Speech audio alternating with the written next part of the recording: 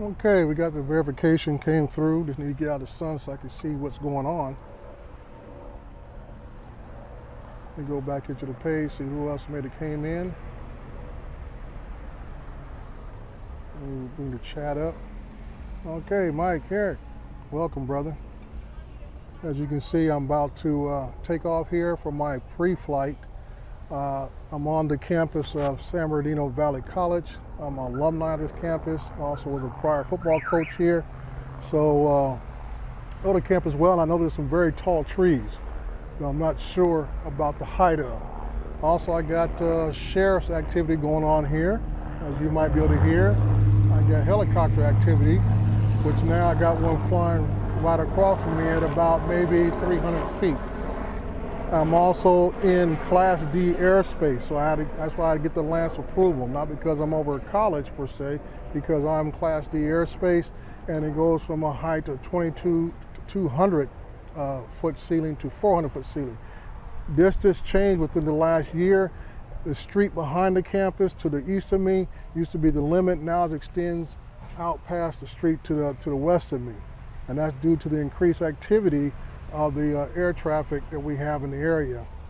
So things change. That's why I tell people always check your airspace. Just because you go fly there or you know your area regularly doesn't mean it can't change for any reason. It could be a TFR, it could be a restriction zone due to some other calamity that may happen, or it could be just a change in airspace which allows it to have gotten larger. So we're going to go ahead and take off.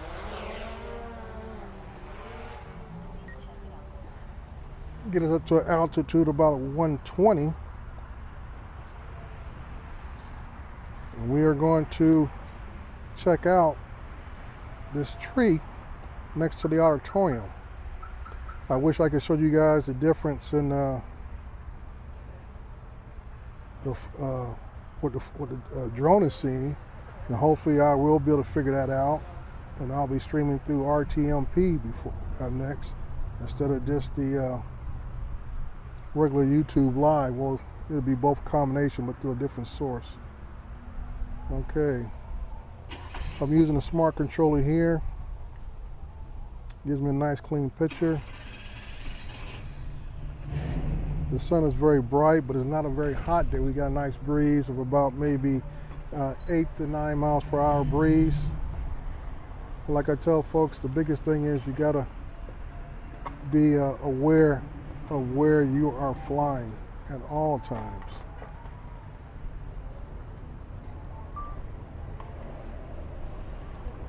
So I'm not interested in colliding into a tree.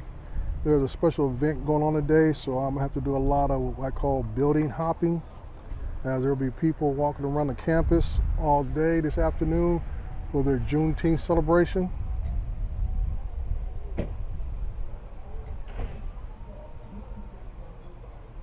So I just want to let you know these are the different things that are going on. All right. Excuse me. Sure. I got helicopter activity. I'm in a controlled airspace, and I have people on the ground. I had some skaters here a little while ago, and I guess they realized all the cars coming here, this was not a good idea to continue to skate.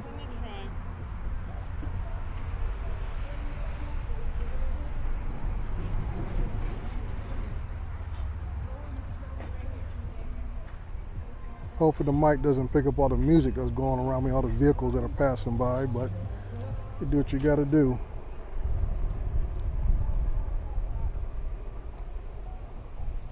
So I'm currently doing a slow orbit around the perimeter of the area at about 141 feet.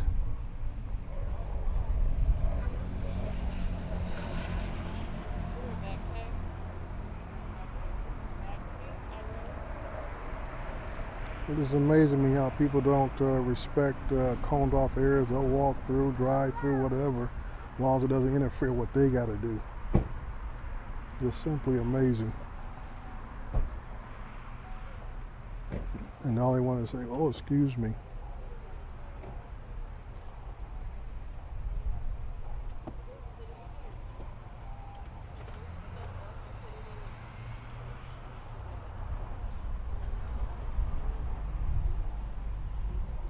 Right now I'm flying over the athletic facility, and this is what I'm talking about, doing building hopping.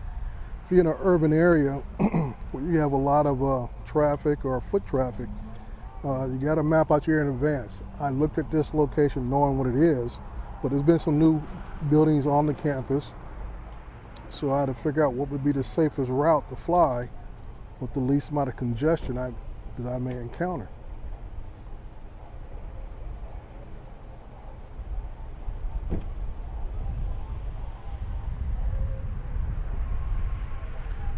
In a situation like this, you want to do a nice little small and slow movement to make sure your footage is very clean. Because what I'll do is I'll edit this later on tonight and add some touches here and there. There's a car show going on here today, so I'll be doing some footage of the car show and also walking through all the vendors that are here.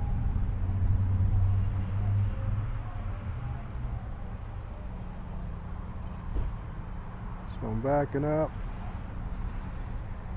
continue my orbit.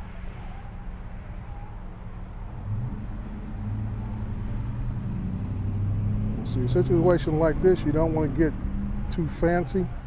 You want to keep it simple, because you never know where people are going to pop out behind the building into an area. Especially you got children running around.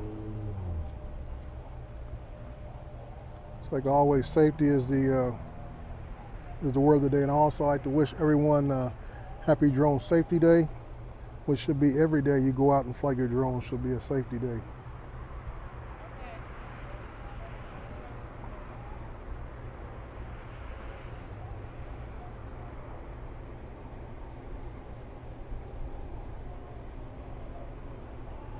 And it's nice that I know this area, being a former student almost 40 years ago. I coached here about almost 40 years ago.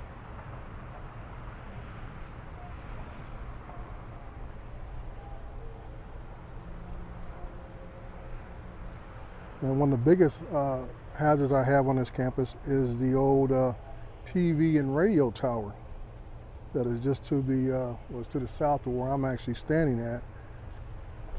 And that thing sees up to about maybe 150 feet in the air. So I always got to be alert to where I'm at. Make sure I don't cross into its path, I should say.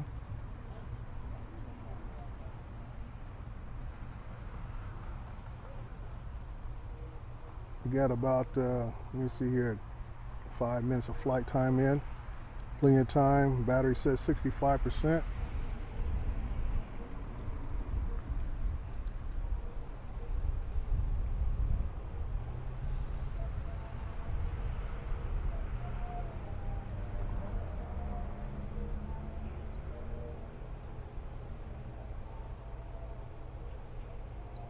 So you got to be mindful of other interference signals. So this is a college campus, so they do have equipment that runs non-stop that puts out strong RF signals. Like I said, they have a TV station on this campus and a radio station.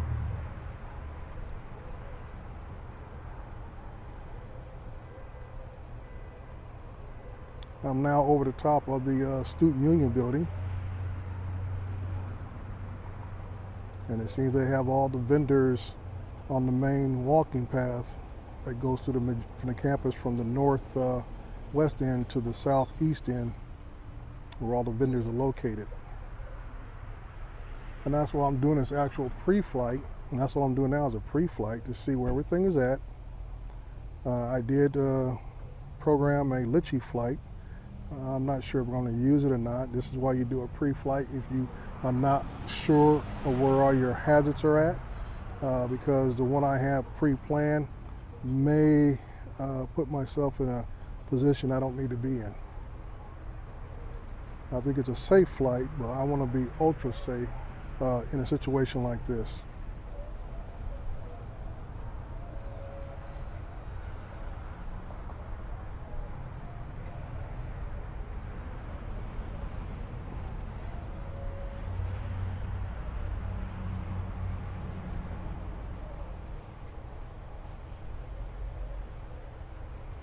On the drone itself, I have a Nisi polarized filter on the drone. I contemplated, I may on the other drone, I have two Mavic 2 Pros out today, and I was contemplating using maybe a ND 16, maybe a 32. I know the 16 would do fine. 32 might even do a little better because it is bright. It is in the middle of the day. It's just about after 1 o'clock, so that's when I start the stream. So you always got to take a lot of things into consideration. And when you're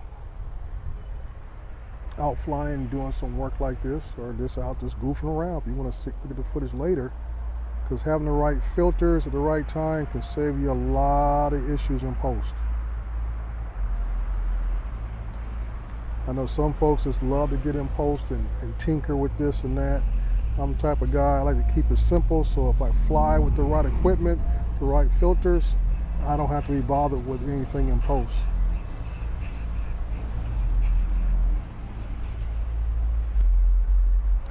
Coming across the business administration building.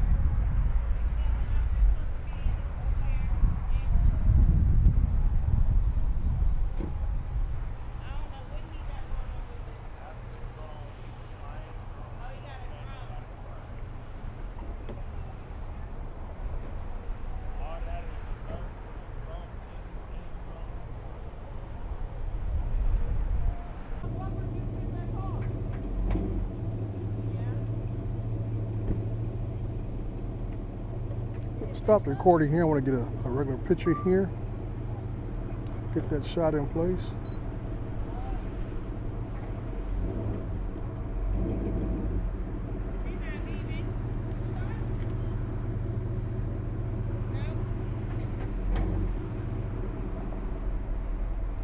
We'll continue our recording.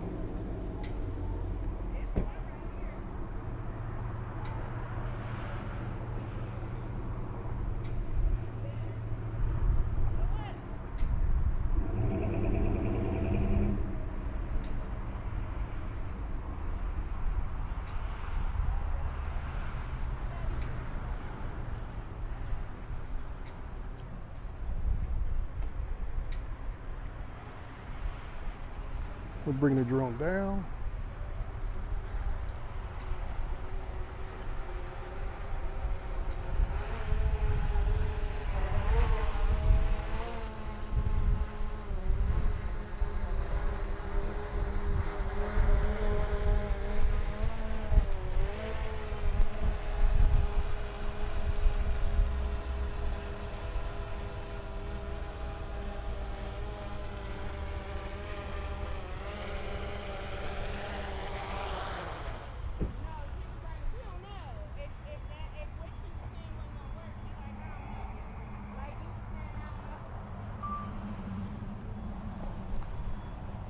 All right, that was our pre-flight at this time.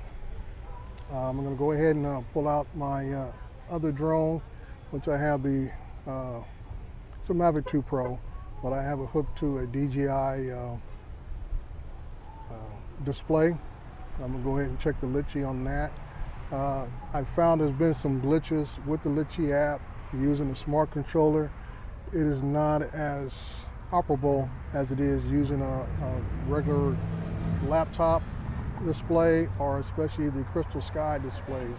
They allow me to do different changes out in the field. The smart controller, it does well. The picture's great. It's just like sometimes you need all the functions, and that's why I've heard issues about Litchi with some of the newer mini drones that it doesn't work as fully compatible as it does with the older drones, especially with the Phantom 4 Pro. It is a sweet spot with that drone. The Mavic 2 Pro works great with it also, but I've heard complaints and seen other videos showing that the minis have issues still with the Litchi. Some of the functions are not there. Follow me, or even in the waypoint missions, the gimbal is not as steady as it should be. But we're gonna move on from there. Let me see who else has joined the chat this time. Been in my pocket while I was focused on flying. All right, Filipina, thank you. What I see here is this T-neck FPV. Oh, you guys saw the Caprice go by? Yeah, they have a car show supposed to be coming on here later. I'm trying to locate where it's going to be at, so I'm going to be taking some ground shots of a lot of cars in car show. So when I get home this evening, I'll put together a complete video of the entire event, but it is supposed to be a car show here. Who else is in the room? Let me see. Mr. JRC. Yeah, thank you, brother. Thank you, brother. This is just something I've been looking at. Like I tell people, I was looking at upgrading to maybe a different DSLR mirrorless camera. Sony A7 was top of the list. I was looking at a couple different things, but I wanted something I could take in the field and also use back at home in my home setup. And when I ran across these on the internet, I did a research. I did about a month of research, saw a lot of videos how they operate and work. What impressed me the most is the fact that they're wireless. There's no wires connected to any of the cameras, no wires connected to the tablet I have them using the software on. And like I said, I use my phone right now for the hotspot. If I have any dropouts, it is because of the phone internet connection, not because of the equipment. I discovered that over the last time I did it, where I had dropouts. And I want to thank Lawrence for bringing attention about me having the placement of the transmitter. So I have the transmitter in my top pocket today. So hopefully that'll help no dropout. But mainly I found out that by using your phone, because of the phone's connection may not be consistent, that may cause dropouts in audio, that may cause dropouts or cuts in the video stream itself. So I am just trying to work it through. I do have a hotspot coming. Trying to negotiate with AT&T. I'm trying to give me a better deal than what they're offering me. And, you know, we'll see how it rolls. Hey, thanks for the subscribe there, Luca. Appreciate it and stuff. So, yeah, there's a lot of things to go into as far as this equipment, but I want to be able to do some stuff in the field. And that's, I think, a lot of people get a lot more. I know for me, as a person, how I learn things, if I see it, I comprehend it a lot better, okay? Some folks are great readers and comprehend everything that comes off the page. I like things, I learn real good off of PowerPoints and other visual type thing. That's the kind of learner I am. I'm a visual learner. So I feel if I can present this type of platform and format to people out there, it may help them grasp some of the things. And now that I get a few people in the chat, I will start all over again. From the very beginning, I am at San Bernardino Valley College this afternoon. They have a Juneteenth event going on here. That's not to say that's why I'm here, whatever the case may be, but just kind of added thing, little added to the footage that you guys may see later on when I post the video. I am in controlled airspace, Class D, out of San Bernardino International Airport. So I had to get Lance approval and I had to get a DJI unlock for this area, okay? I do have a COA, but I wanted to go through those steps, even though I have a coverage authorization, because my drone was gonna fly no matter what, because I have that COA. But I went through the steps of getting the Lance approval on the spot. I did put in for a higher altitude, even though I know I didn't need it, but it did deny me that because of the altitude ceiling here on the back side of the college is 200 feet. Out where I'm standing, it's 400 feet. So they went with the cautionary level of 200 feet, and I asked for 300. And people might ask why I asked for higher than the area, because I knew there were different structures on the campus that might be close to where I'm flying. And I say this is why you got to plan your escape routes, okay, when you're flying. You don't want to fly in an area where you have no escape routes for elevation, okay? Our natural instinct when we're flying is to push that upstick, that left side upstick up when we get close to something to avoid it, okay? So you always want to make sure you're not flying at the ceiling level or where you have no escape. So always give yourself room. If you apply for a Lance authorization, always apply for a little bit more than you need, because that could be your escape route. Just like driving a car. When you drive a car, I know in my day, I was part of driver training. That when you drive a car, you're always looking for your escape routes, just in case something happens. You need to know if you can go to the left or you can go to the right to avoid something that's in front of you or whatever comes out from the side of you. So that's just how I manage my flying, is to make sure I'm not boxed in. Like I say, the Litchi flight that I have planned for this is only at 150 feet. No, I think it's 120 feet. And that's why I did this flight, because I know there's at least 2 tall trees on here that exceed 100 feet. And I wanted to make sure what the actual height of those trees are. They're right about 115. And that's why I talk about needing that extra cushion. So when I go in here and adjust my Litchi flight, I will kick it up to about 130 feet on that flight, because I don't even want to be close. You don't want to be close at all to what's going on. So I'm gonna be off camera for a second. I'll probably keep talking. I'm gonna stay too soon, but I'm gonna go ahead and switch out the drones and everything else, make the adjustments, and go from there. But thank you for coming in and hang in there with me.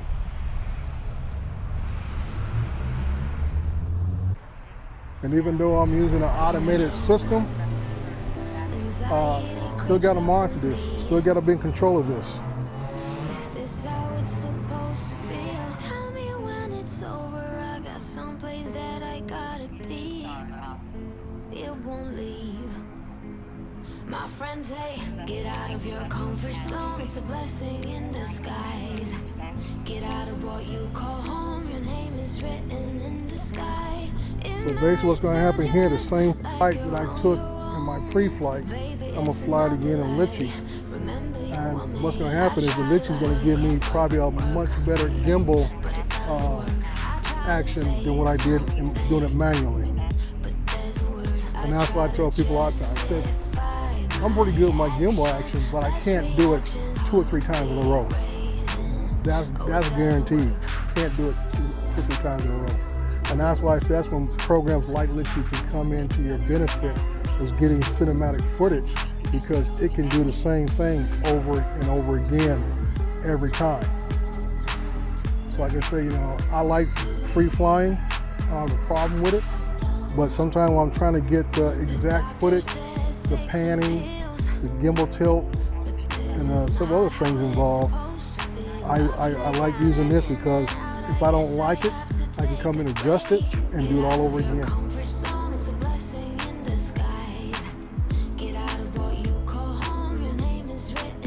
So those are some of the advantages of using some of the programs like DroneLink, Litchi.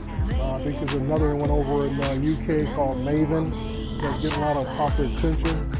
Also, they all pretty much do the same thing as far as when it comes to waypoints.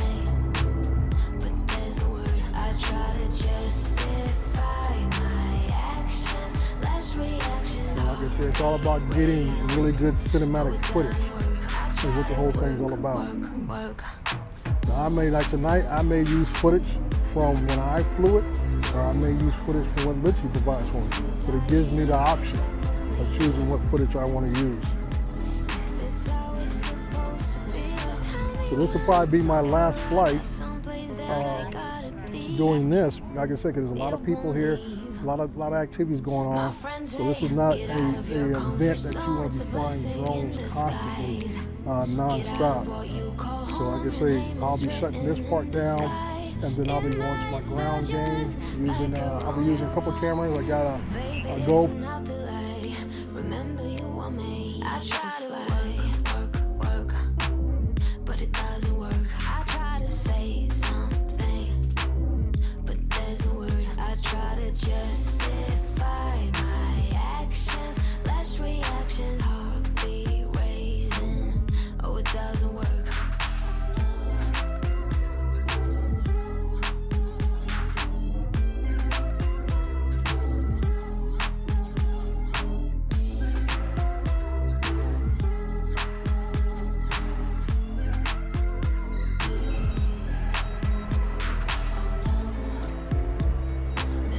Everybody's talking about how accurate the drone is when it lands.